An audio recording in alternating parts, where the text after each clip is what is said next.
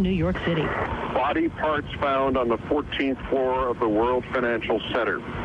With the efficiency and dispassion of a bank teller, a woman dispatcher repeats the grim news. Body parts found on the 14th floor of the World Financial Center.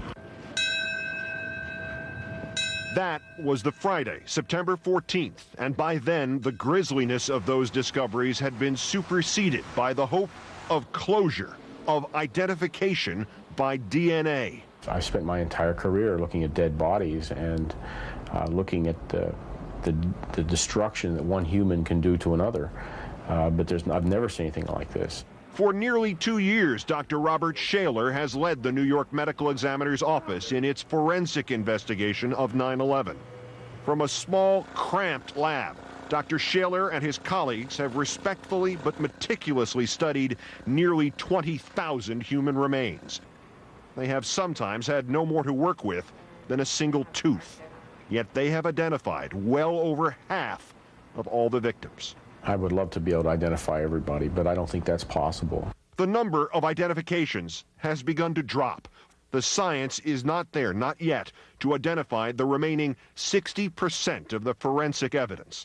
Marie Raganese Sneak. Michael Paul Ragusa. The family of New York City firefighter Michael Ragusa was lucky. His remains were not identified, but last November, his parents were reminded that he had given blood. There would be something of Michael Ragusa to bury. Detail, hand salute. And what of the others who have nothing or little to inter? Kenneth Albert Zellman. Barry Zellman's brother Ken was on the 99th floor of the North Tower that morning. Part of Ken Zellman's right leg was identified. That was all. We made the decision that enough. It's been 2 years, and now it's time to bury what we have. His family had held out, hoping for more, just as the medical examiner's office had held out, hoping for more. The families and the scientists have become interconnected in a way no one could have imagined. By some perverse fate, this building, better known as the City Morgue, has become a sacred place for many of the loved ones. About every 3 weeks, we still have a meeting at the medical examiner's office with families. They're great people down in the medical examiner's office, and they want to do right for the families. They're as concerned about our emotions and our well-being as we are for theirs. And so it's become a very close working relationship, almost a family type of relationship. Thus, the close working relationship now evolves into something new. The medical examiner's office thinks more imaginative ways of DNA matching could identify as many as 200 more victims in the next year. But that would still leave about 1,100 people unidentified. The unidentified remains will be interred, carefully preserved and housed in hopes that someday they will be identified.